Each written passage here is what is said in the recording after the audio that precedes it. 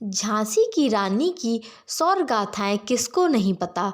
उनका जिक्र आते ही हम अपने बचपन में लौट जाते हैं और सुभद्रा कुमारी चौहान की वह पंक्तियां गुनगुनाने लगते हैं जिसमें वह कहती हैं, बुंदेलो हर वोलो के मुँह हमने सुनी कहानी थी, खूब लड़ी मर्दानी वह तो झांसी वाली रानी थी। तो आइए सुनते हैं इतिहास के पन्नों में स्वर्ण अक्षरों में दर्ज रानी लक्ष्मीबाई की हिम्मत, शौर्य और देशभक्ति की कहानी। सन 1828 में वाराणसी जिले के भदैनी में मोरोपंत तांबे के घर में एक बच्ची का जन्म हुआ। उस बच्ची का नाम रखा गया मणिकर्णिका।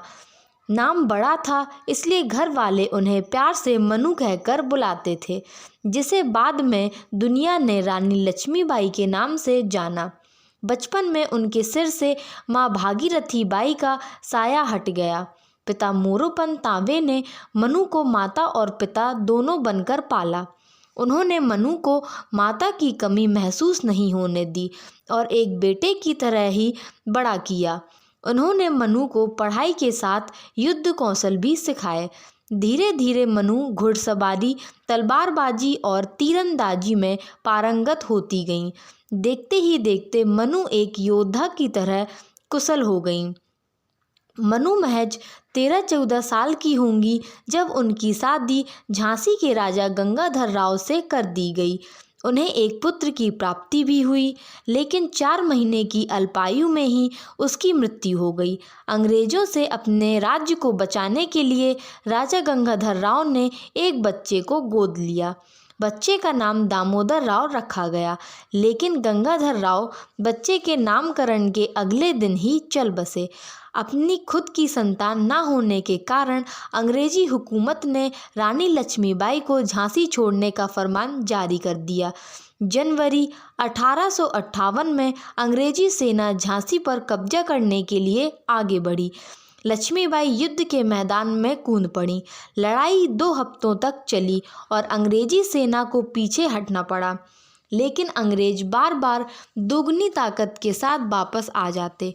आखिरकार अप्रैल 1858 में अंग्रेजों ने झांसी पर कब्जा कर लिया। लक्ष्मीबाई अंग्रेजों को चकमा देकर किले से बाहर निकल गईं और कालपी जा पहुंची, जहां उन्होंने तात्या टोपे के साथ मिलकर ग्वालियर के एक किले पर कब्जा किया। अंग्रेजों को यह पता चला तो उन्होंने ग्वालियर के किले पर हमला कर दिया। बिजली की भांति लक्ष्मीबाई ने अंग्रेजों का सफाया करते हुए आगे बढ़ती जा रही थीं। ग्वालियर की लड़ाई का दूसरा दिन था। रानी लड़ते लड़ते अंग्रेजों से चारों तरफ से घिर गईं। वे एक नाले के पास जा पहुंची, जहां आगे जाने का कोई रास्ता नहीं था और उनका घोड़ा नाले को पार नहीं कर पा रहा था। रानी अकेली थी और सैकड़ों अंग्रेजों ने उन पर वार करना शुरू कर दिया।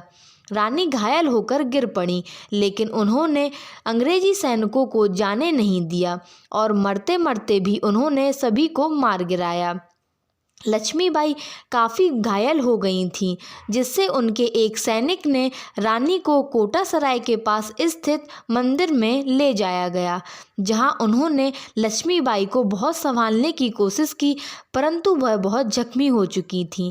रानी ने अपने एक सैनिक से कहा, मैं दामोदर को तुम्हारे देख रेख में छोड़ रही हूँ, उसे छावनी ले जाओ और मेरा मृत शरीर अंग्रेजों के हाथ मत लगने देना। इतना बोलकर उन्होंने दम तोड़ दिया।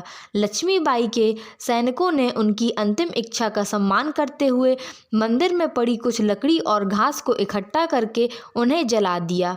इस तरह 18 जून 1858 के दिन ग्वालियर में रानी वीरंगत को प्राप्त हो गई। रानी लक्ष्मीबाई का जीवन हमारे लिए प्रेरणा का स्रोत है।